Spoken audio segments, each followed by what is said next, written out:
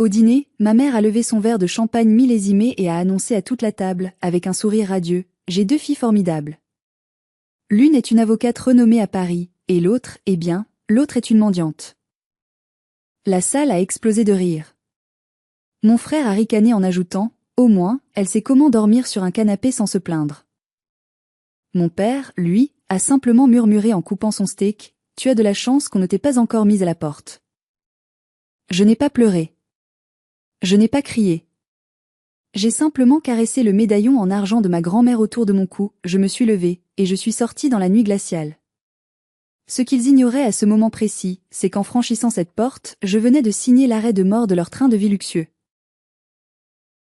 Avant de vous raconter comment j'ai fait s'effondrer leur petit empire de mensonges en seulement 7 jours, j'aimerais savoir qui est avec moi ce soir. Dites-moi dans les commentaires depuis quelle ville ou quel pays vous écoutez cette histoire, et quelle heure il est chez vous. J'adore lire vos messages, cela me rappelle que je ne suis pas seule face à ce genre de toxicité. Revenons à cette soirée fatidique. Nous étions à Megève, dans l'un des restaurants les plus huppés de la station, le Flocon de sel. L'air sentait la truffe noire et l'argent vieux. C'était la veille de Noël, et comme chaque année, mes parents, Ghislaine et Régis, avaient insisté pour maintenir cette mascarade de famille parfaite. Je portais un pull en laine un peu usé que j'avais acheté en friperie, et je voyais bien les regards dégoûtés de ma sœur Audrey.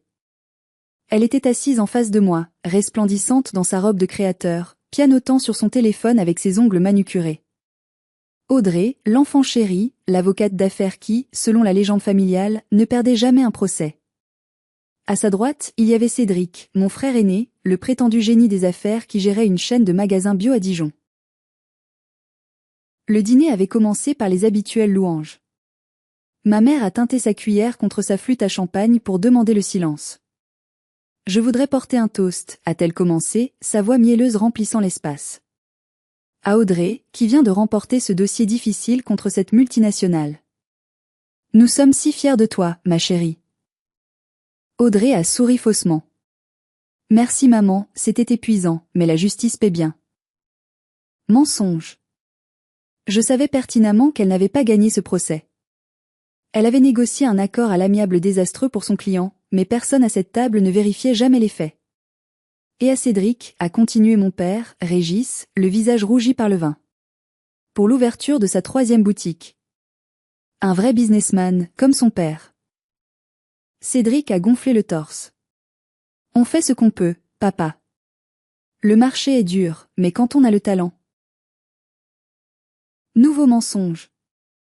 La 3e boutique était un gouffre financier qui ne tenait debout que grâce à des injections mystérieuses de liquidités chaque fin de mois. Puis, le silence est tombé. Les yeux de ma mère se sont posés sur moi. Ce n'était pas un regard d'amour. C'était le regard qu'on lance à une tache de vin sur un tapis persan. Et puis, il y a Morgane, a-t-elle soupiré, comme si mon prénom lui écorchait la bouche. Notre petite artiste bohème. Toujours à faire ses petits dessins sur ordinateur à Lyon. Elle a marqué une pause théâtrale, cherchant l'approbation de la table. Dis-moi, Morgane, as-tu réussi à payer ton loyer ce mois-ci, ou devrons-nous encore t'envoyer un panier garni pour que tu ne meurs pas de faim? C'est laquelle l'a dit. Cette phrase qui a tout fait basculer. Vous savez, a-t-elle dit en se tournant vers les tables voisines, parlant assez fort pour être entendue, j'ai 2 filles. Une est une avocate célèbre, et l'autre est une ratée, une mendiante qui vit à nos crochets. Le rire qui a suivi était pire que les mots. Cédric a éclaté de rire en postillonnant. Audrey a émis un petit rire cruel, masquant sa bouche avec sa serviette. Même mon neveu Kylian, le fils d'Audrey, a baissé les yeux, honteux, mais n'a rien osé dire. J'ai senti la chaleur monter à mes joues, non pas de honte, mais d'une colère froide, solide, comme la glace qui recouvrait les montagnes dehors. J'ai regardé mon père, espérant une once de défense. « Tu es chanceuse, Morgane », a-t-il grogné. Dans n'importe quelle autre famille, une ratée comme toi aurait été reniée depuis longtemps. Tu devrais embrasser les pieds de ta sœur. C'est grâce à des gens comme elle que la société fonctionne. J'ai posé ma fourchette. Le bruit métallique a résonné étrangement fort. J'ai regardé ma mère, puis mon père, puis mon frère et ma sœur. Je les ai vus tels qu'ils étaient vraiment, des parasites déguisés en aristocrates. Je n'ai pas prononcé un mot. J'ai repoussé ma chaise, j'ai pris mon manteau bon marché, et j'ai marché vers la sortie. C'est ça, fuis, a crié Cédric dans mon dos. Va pleurer dans ta voiture pourrie. En sortant, le valet m'a tendu mes clés avec un regard compatissant. Il avait tout entendu. Je suis montée dans ma vieille Peugeot 206, j'ai démarré le moteur, et j'ai su que c'était la dernière fois qu'il me voyait comme la victime. Il pensait que je partais parce que j'étais brisée. Il ne savait pas que je partais pour appuyer sur le bouton rouge. L'autoroute A40, que l'on appelle l'autoroute blanche, était presque déserte. La neige tourbillonnait dans la lumière de mes phares, créant un tunnel hypnotique. Mes mains serraient le volant si fort que mes jointures étaient blanches. Pendant les 2 heures de route qui séparaient Megève de Lyon, je n'ai pas écouté de musique. J'ai écouté les fantômes du passé. Les mots de ma mère résonnaient en boucle, mendiante. Ratée. À nos crochets. L'ironie était si puissante qu'elle en devenait amère. Si seulement il savait. Mon esprit a dérivé vers un souvenir, 5 ans plus tôt. C'était le moment où tout avait changé, le moment où j'avais compris que l'amour de mes parents était conditionnel, indexé sur le succès et l'apparence. J'avais 24 ans. Je venais d'avoir un grave accident de scooter. J'étais à l'hôpital, la jambe brisée en 3 endroits, seule, effrayée. Je venais de lancer ma start-up, je n'avais pas de mutuelle décente, et les frais chirurgicaux s'annonçaient lourds. J'avais appelé ma mère en pleurs. Maman, j'ai besoin d'aide. Il me manque 500 € pour payer l'anesthésiste et les frais de dossier immédiats, sinon ils vont retarder l'opération. Il y a eu un silence au bout du fil. Puis la voix de ma mère, froide, Morgane, tu sais bien que nous sommes un peu justes ce mois-ci. Nous venons d'acheter l'appartement à Paris pour Audrey. Elle a besoin d'un endroit décent pour recevoir ses clients. Nous ne pouvons pas gaspiller de l'argent pour ta négligence. Tu n'avais qu'à faire attention. Débrouille-toi. Elle avait raccroché. J'étais restée là, dans ce lit d'hôpital, la douleur pulsant dans ma jambe, réalisant que le confort d'Audrey passait avant ma santé. J'avais dû vendre mon ordinateur portable et emprunter de l'argent à un ami pour me faire opérer. J'ai gardé des séquelles. Chaque hiver, quand le froid s'installe, ma jambe me lance, comme un rappel constant de leur abandon. C'est cette nuit-là, à l'hôpital, que la rage s'est transformée en ambition.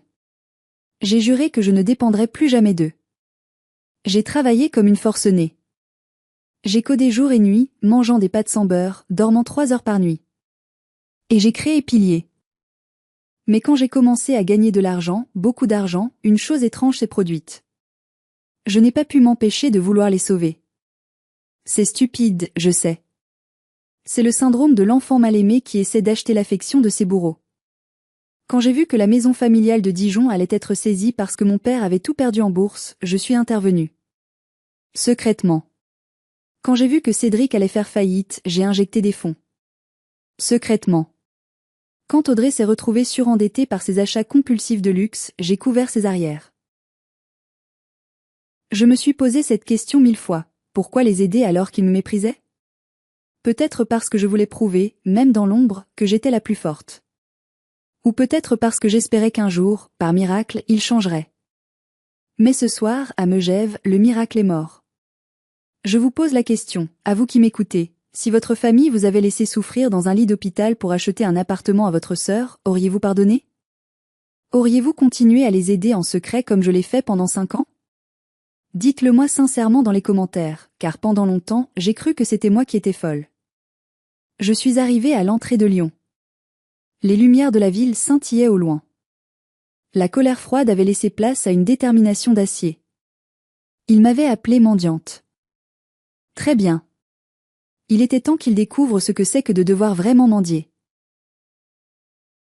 Je suis entrée dans mon immeuble situé dans le quartier ultramoderne de la Confluence. Le concierge m'a salué avec respect. Bonsoir mademoiselle Leblanc. Joyeux Noël. Joyeux Noël, Pierre, ai-je répondu. Je suis montée dans l'ascenseur privé qui menait directement au dernier étage. Mes parents pensaient que je vivais dans une colocation miteuse en banlieue. Ils n'étaient jamais venus me voir. Si seulement ils savaient que la mendiante vivait dans un penthouse de 200 mètres carrés avec vue panoramique sur le Rhône et la Saône. J'ai jeté mon manteau sur le canapé italien et je me suis dirigée directement vers mon bureau. C'est là que la magie opérait. C'est là que j'avais bâti Pilier. Pour ceux qui ne connaissent pas, Pilier est une application FinTech que j'ai cofondée avec mon amie Sofiane. Elle utilise l'intelligence artificielle pour optimiser les dettes et l'épargne. Elle est devenue virale il y a 3 ans. Mais j'ai toujours gardé mon identité secrète derrière une holding. Pour le monde et surtout pour ma famille, j'étais juste une graphiste freelance qui galérait. J'ai allumé mon écran principal. La lumière bleue a inondé la pièce sombre. J'ai tapé mon mot de passe administrateur et j'ai accédé au God Mode, le mode Dieu. J'ai ouvert un dossier caché intitulé Famille. Devant moi, s'étalaient 5 années de mensonges et de sacrifices. Les chiffres ne mentent pas. Ils étaient là, brutaux et indéniables. J'ai regardé la colonne Audrey. Dette carte Platinum, 4 500 €, sac à main, voyage. Statut, payé par ML. Audrey se pavanait avec ses sacs Chanel en disant qu'elle les méritait grâce à ses victoires au tribunal. En réalité, son salaire d'avocate couvrait à peine son loyer parisien exorbitant. C'est moi qui payais ses caprices chaque 30 du mois pour qu'elle ne finisse pas interdite bancaire. J'ai regardé la colonne Cédric. Déficit commercial Biostore, 3 200 € ce mois-ci. Statut, comblé par ML. Mon frère se prenait pour un magnate des affaires.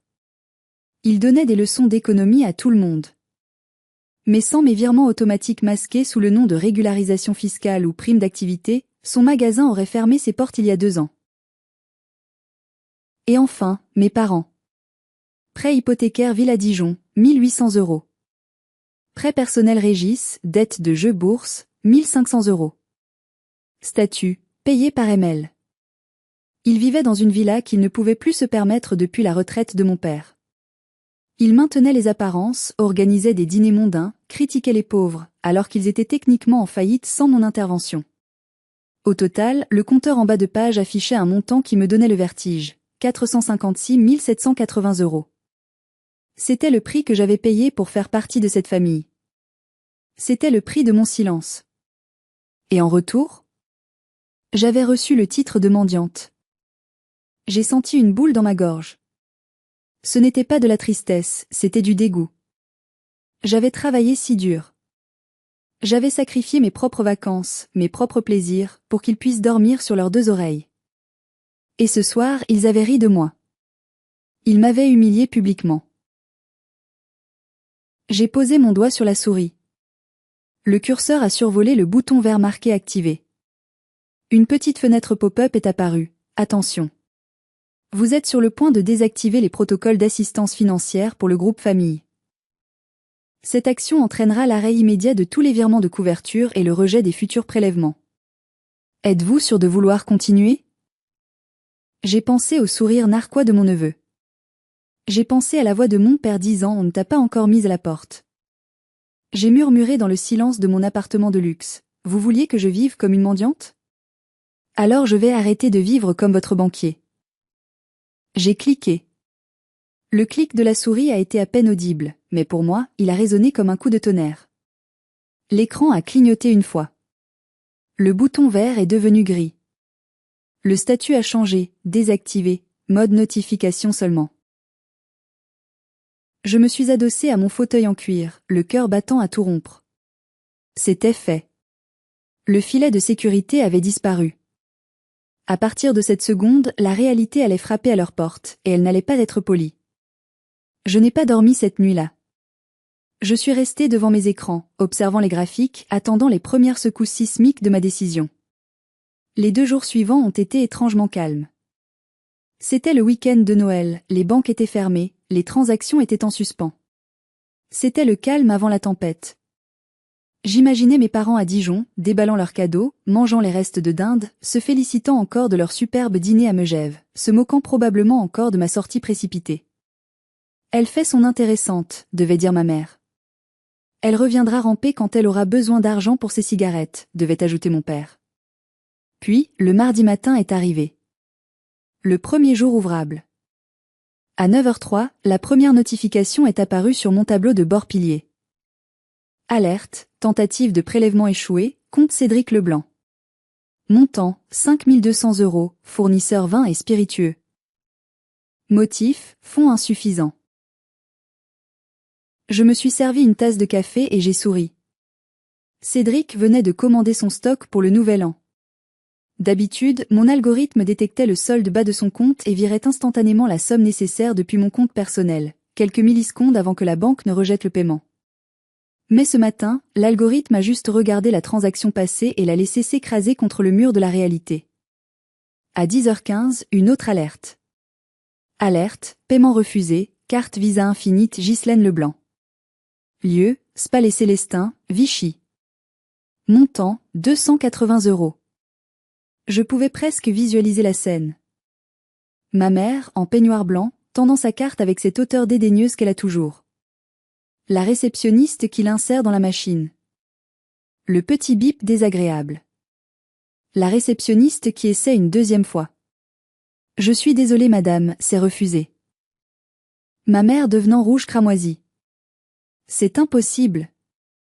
C'est une carte infinite. Votre machine est défectueuse.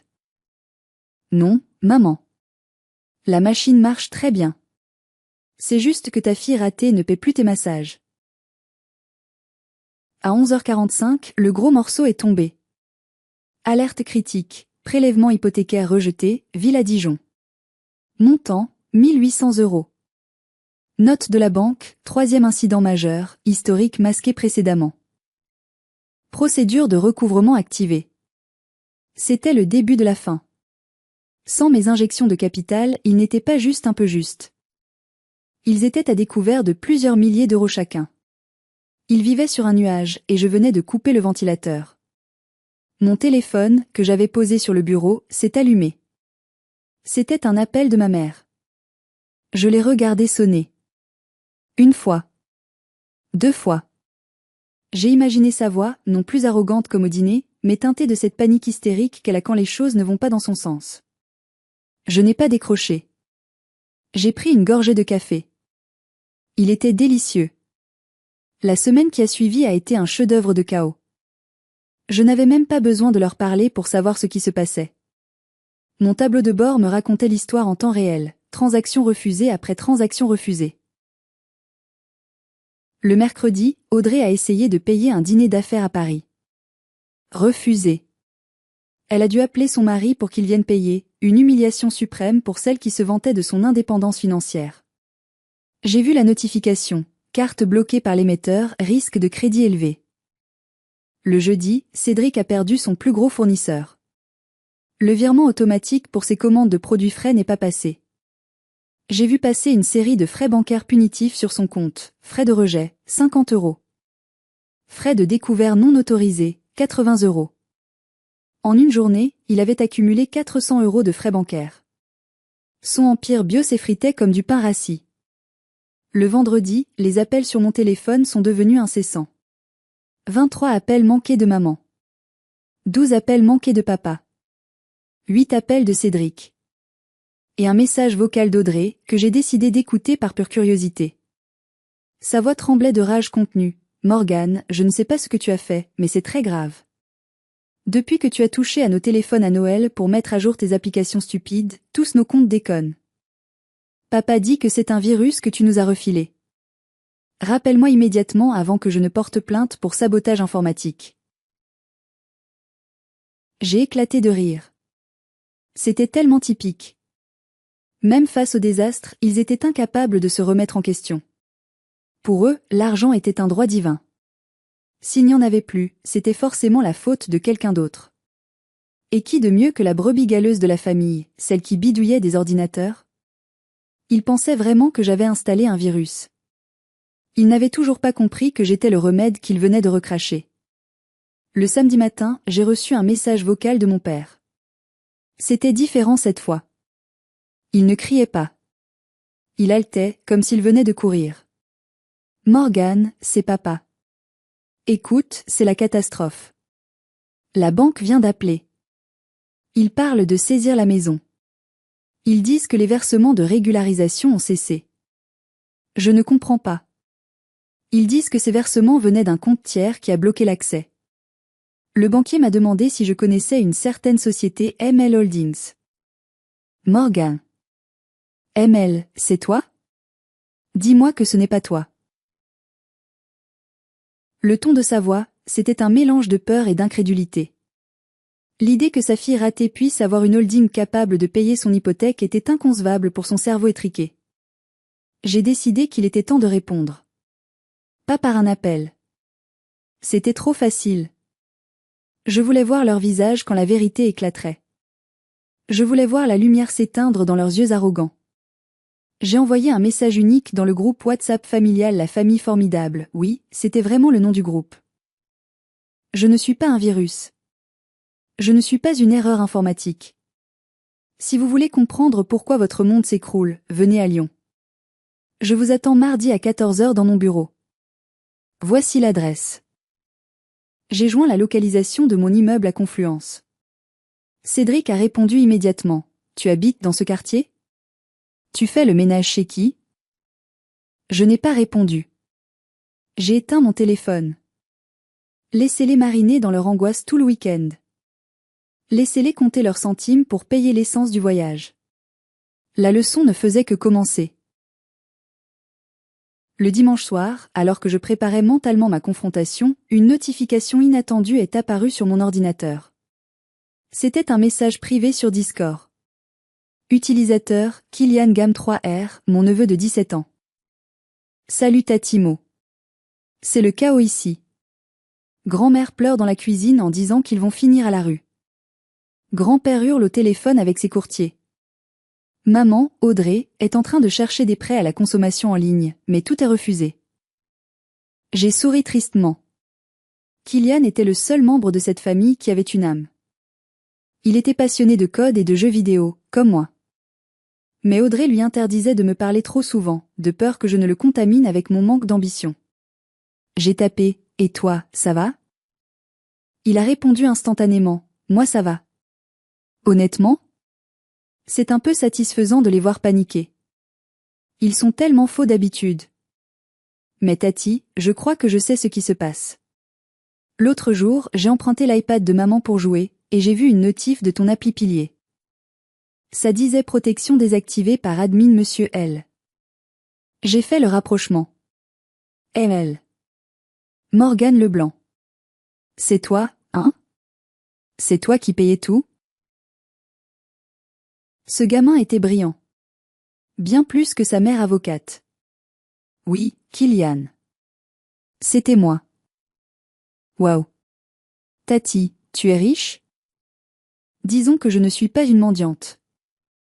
Il y a eu une pause, les 3 petits points de suspension dansaient sur l'écran. Tu sais, le soir du réveillon, quand tu es parti, j'ai voulu te courir après. Ce qu'ils ont dit était dégueulasse. Papy a dit après ton départ que tu ne valais rien. J'ai failli vomir. Je suis content que tu leur donnes une leçon. Fais attention quand même, ils arrivent demain.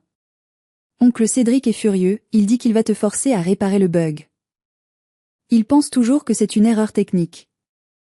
Ils sont trop orgueilleux pour admettre que tu les aidais. Ce message m'a donné la dernière pièce du puzzle dont j'avais besoin.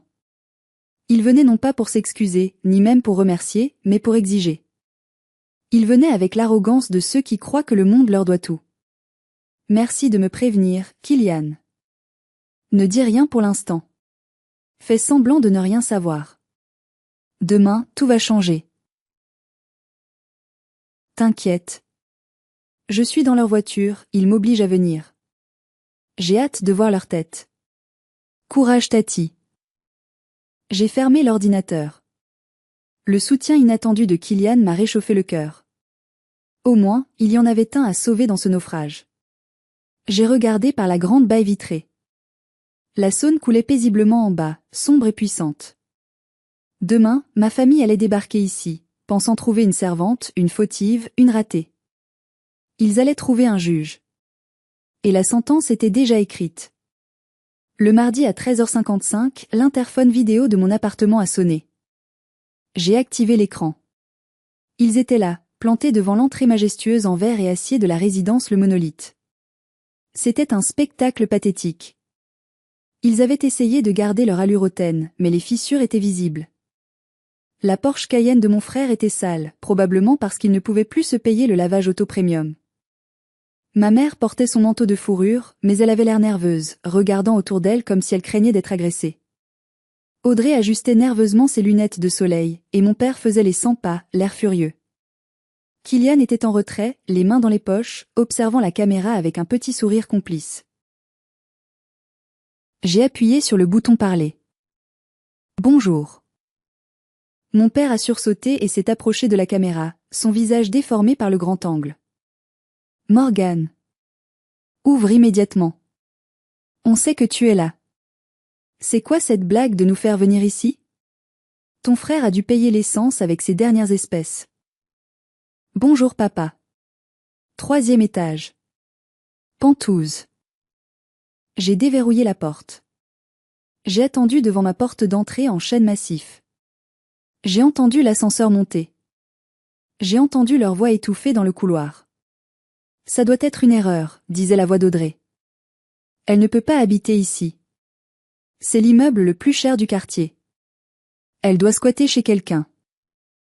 Ou alors elle fait le ménage, a ricané Cédric, bien que son rire manquait d'assurance. La porte de l'ascenseur s'est ouverte.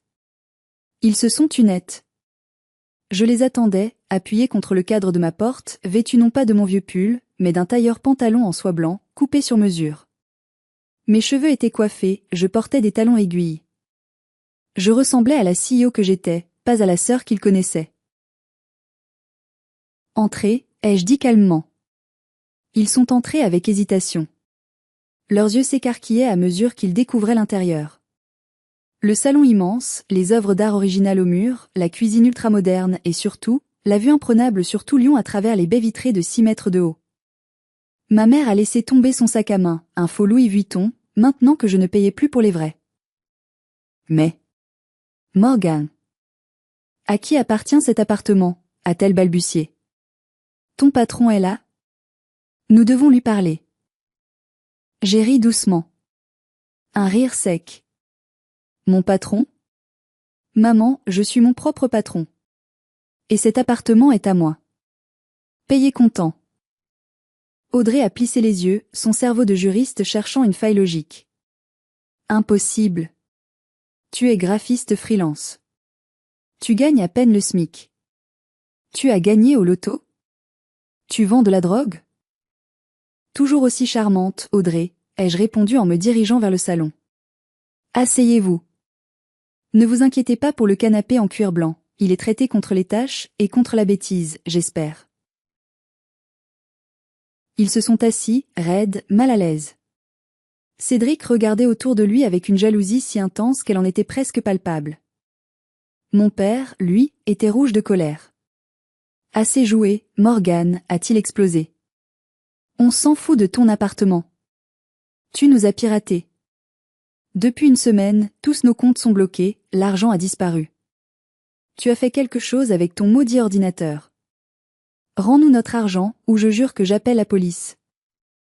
J'ai croisé les jambes et j'ai pris une télécommande sur la table basse. Vous voulez parler d'argent?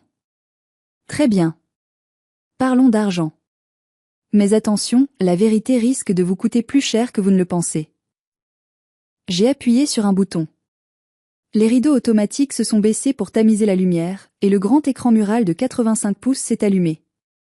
Le logo de pilier est apparu, suivi de mon nom en toutes lettres, Morgane Leblanc, CEO fondatrice et CTO. Vous m'avez appelée mendiante, ai-je dit, ma voix devenant glaciale. Laissez-moi vous présenter le banquier qui vous a nourri pendant 5 ans. L'écran affichait désormais un tableau Excel géant, clair, net et précis. C'était l'autopsie financière de ma famille. Le silence dans la pièce était total. On aurait pu entendre une mouche voler, ou dans leur cas, leur ego se briser.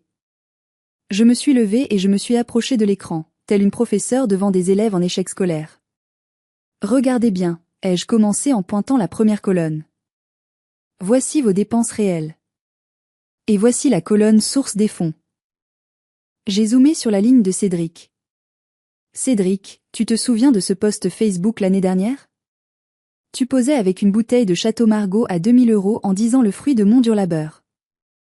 J'ai affiché la transaction bancaire correspondante. Carte refusée à 20 h. Solde couvert par M.L Personal Fund à 20h01. C'est moi qui ai payé cette bouteille, Cédric. Tu as bu mon argent. Cédric a ouvert la bouche, puis l'a refermée, le visage virant au gris. Je me suis tournée vers Audrey.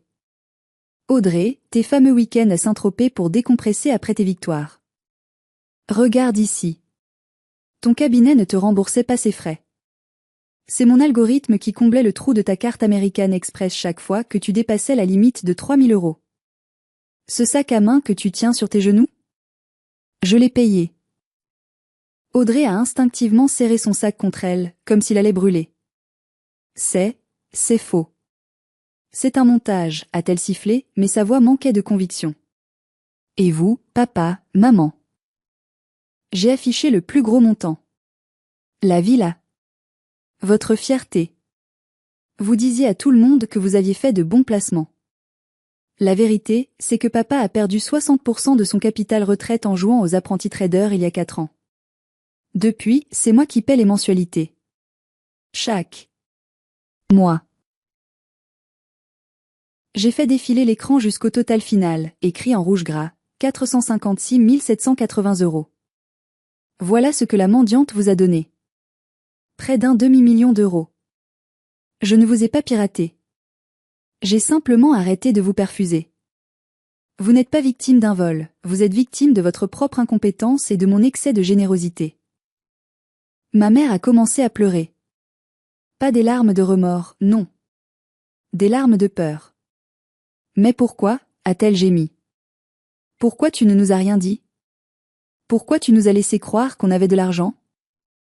Parce que je voulais que vous m'aimiez, ai-je crié, perdant mon calme pour la première fois. Je pensais que si je réglais tous vos problèmes, vous finiriez par voir que je valais quelque chose. Mais j'ai eu tort. Même quand je vous sauvais la vie, vous me crachiez dessus. Régis, mon père, s'est levé, tremblant de rage et d'humiliation. Tu nous as piégés. Tu nous as laissé vivre au-dessus de nos moyens pour pouvoir nous humilier aujourd'hui. C'est pervers, Morgane. Tu es une manipulatrice. Je suis une manipulatrice, ai-je répliqué. Je vous ai offert une vie de rêve. Tout ce que vous aviez à faire, c'était d'être décent. Juste décent. Mais à Megève, vous m'avez traité de déchet. Alors j'ai décidé de vous traiter comme des adultes responsables. Payez vos propres factures. C'est là que l'atmosphère a changé. J'ai vu le regard d'Audrey se durcir. Elle a remis ses lunettes, a redressé son dos, et le masque de l'avocate rapace est retombé sur son visage. La tristesse a disparu, remplacée par le calcul. Attends une minute, a-t-elle dit froidement. Tu as utilisé nos données bancaires pour calibrer ton application, n'est-ce pas? Tu as utilisé la famille comme cobaye pour ton algorithme? Je l'ai regardé, incrédule. Tu plaisantes, j'espère? Non, a-t-elle continué, un sourire carnassier aux lèvres. Tu as accédé à nos comptes sans mandat écrit explicite. Tu as utilisé nos profils financiers pour enrichir ta base de données et vendre ton logiciel. Juridiquement, on peut appeler ça de l'exploitation de données personnelles. Voire de l'abus de confiance. Ma mère a relevé la tête, séchant ses larmes instantanément. L'odeur de l'argent l'avait réanimée. Audrey a raison, a dit Ghislaine. Cet argent, cette application, c'est grâce à nous. Si tu as réussi, c'est parce que nous t'avons inspiré. C'est l'argent de la famille. J'étais stupéfaite. Ils étaient au fond du trou, et au lieu de chercher une échelle, ils essayaient de creuser pour me tirer vers le bas. Ils voulaient ma part. Ils voulaient s'approprier mon succès. Nous voulons notre part, a déclaré Cédric en se levant à son tour.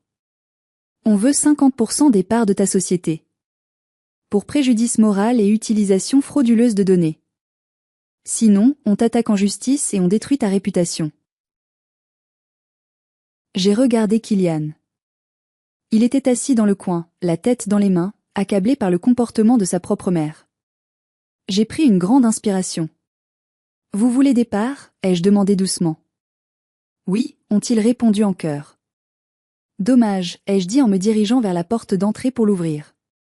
Parce que vous arrivez une semaine trop tard. Au moment où j'ouvre la porte, un homme est entré. C'était Sofiane, mon associé et meilleur ami. Il tenait une mallette en cuir et affichait un sourire éclatant. Ah, bonjour, a-t-il lancé joyeusement, ignorant la tension palpable dans la pièce. Tu ne m'avais pas dit qu'on avait de la visite, Mo. Il s'est tourné vers ma famille pétrifiée. Vous devez être les fameux parents. J'ai beaucoup entendu parler de vous. Il a insisté sur le mot beaucoup avec une ironie mordante. Audrey s'est avancée vers lui, agressive. Qui êtes-vous? Nous sommes en pleine discussion familiale sur la restructuration de l'actionnariat de la société de ma sœur. Sofiane a éclaté de rire. Restructuration? Madame, il n'y a plus rien à restructurer. Il a posé sa mallette sur la table en verre, a sorti un dossier épais et l'a fait glisser vers Audrey. Lisez ça. C'est public depuis ce matin, mais comme vous étiez occupé à conduire jusqu'ici, vous l'avez raté. Audrey a saisi le document. Ses yeux ont parcouru la première page et j'ai vu ses mains commencer à trembler. Quoi? A-t-elle murmuré. Acquisition. 12 millions d'euros? Exactement, a confirmé Sofiane en s'asseyant décontracté sur le bras du canapé. Morgan et moi avons vendu Pilier la semaine dernière à un groupe FinTech allemand. La vente a été finalisée le 24 décembre au matin. Il a pointé Morgan du doigt. Votre fille n'est plus propriétaire de l'application. Elle est juste une consultante très riche qui profite de sa retraite anticipée. Vous ne pouvez pas réclamer des parts d'une entreprise qui ne lui appartient plus. Cédric a failli s'étouffer. 12 millions? Vous avez vendu pour 12 millions? Dont 60% pour Morgan, a précisé Sofiane.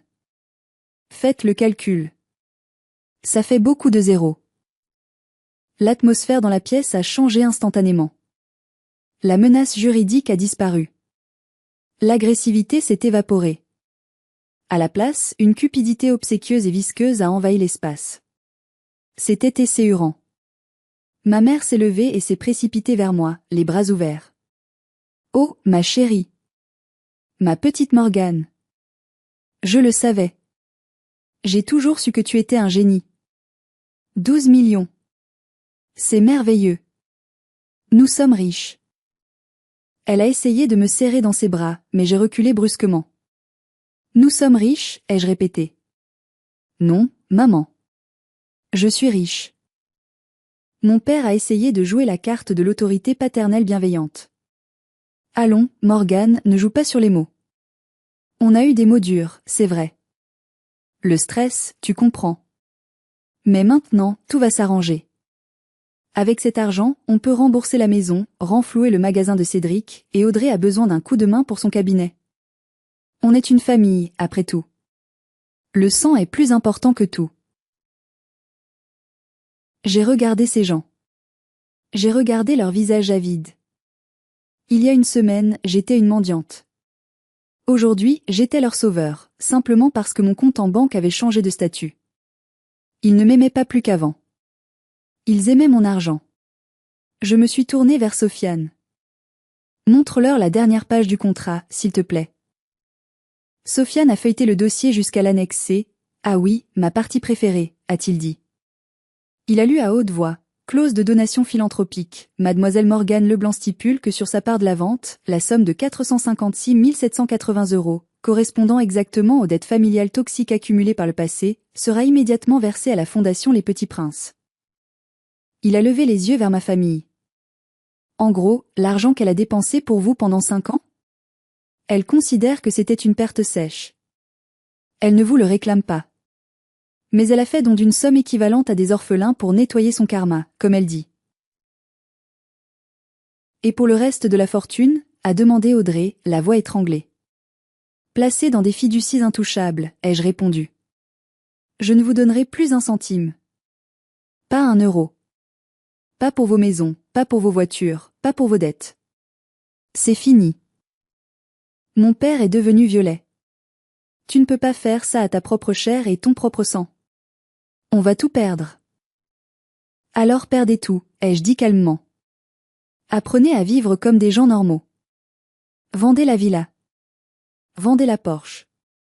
Travaillez. C'est ce que font les mendiants, non? Cédric a hurlé une insulte et a levé la main comme pour me frapper. Sofiane s'est interposée immédiatement, son mètre 90 faisant barrage. Je crois qu'il est temps de partir, a dit Sofiane d'une voix qui ne tolérait aucune réplique. Avant que j'appelle la sécurité. La sortie de ma famille a été aussi chaotique que leur arrivée. Mais avant qu'ils ne franchissent la porte, j'ai appelé une dernière personne. Kylian. Attends. Mon neveu s'est arrêté. Audrey l'a tiré par le bras. Viens, Kylian. On ne reste pas chez cet égoïste. Kylian s'est dégagé brusquement de la poigne de sa mère. Non, maman. Arrête. Il s'est tourné vers moi. Il avait les larmes aux yeux. Je suis désolée, Tati. J'ai honte d'eux. J'ai souri et je lui ai tendu une petite carte de visite noire. Tu n'as pas à être désolée pour eux. Tu n'es pas eux. Écoute-moi bien. Quand tu auras 18 ans, l'année prochaine, appelle ce numéro. C'est mon avocat. J'ai mis en place un fonds d'études pour toi. Il couvrira ton école d'ingénieur, ton logement, tout.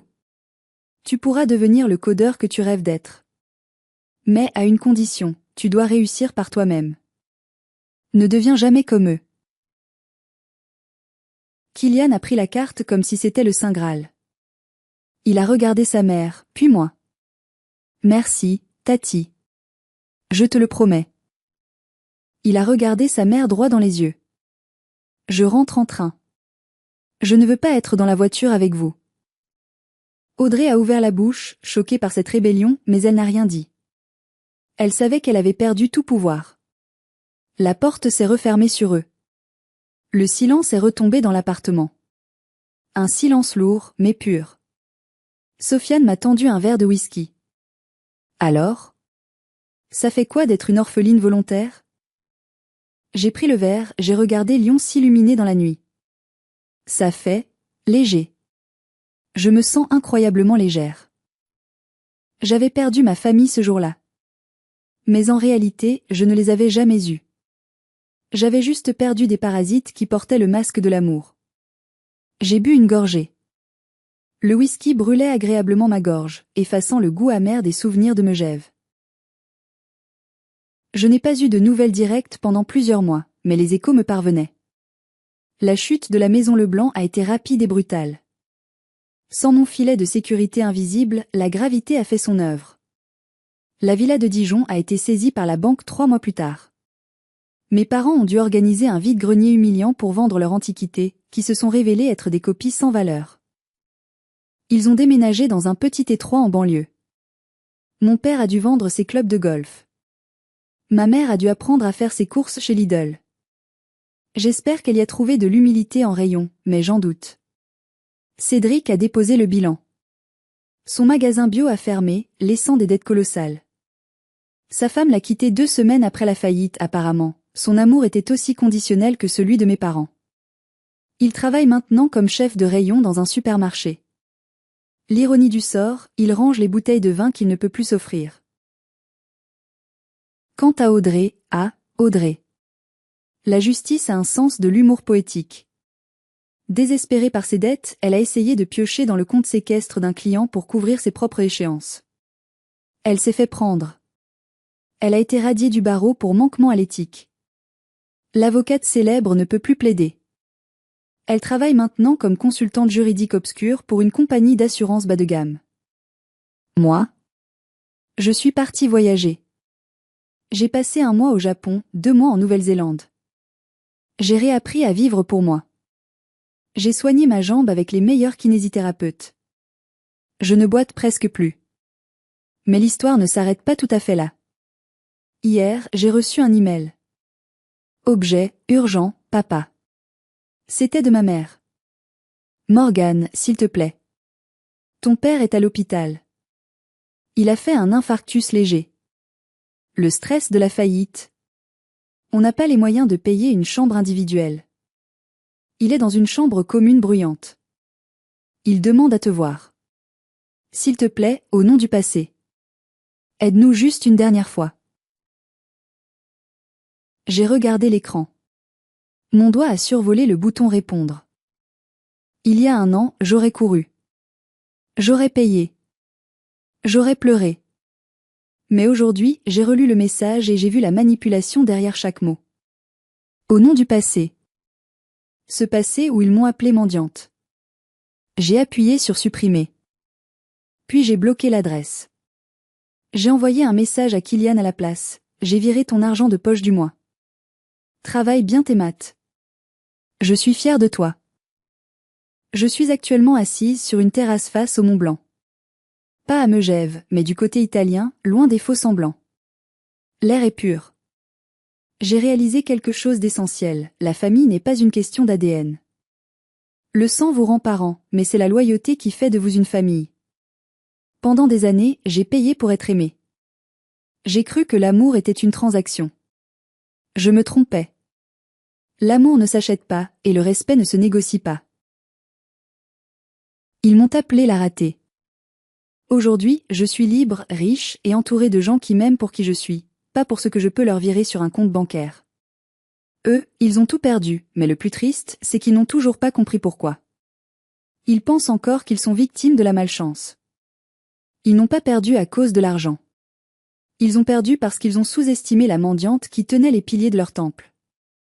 Alors, si vous m'écoutez aujourd'hui et que vous êtes la brebis galeuse de votre famille, si vous êtes celui ou celle qu'on critique, qu'on utilise, qu'on méprise, écoutez-moi bien, coupez les ponts.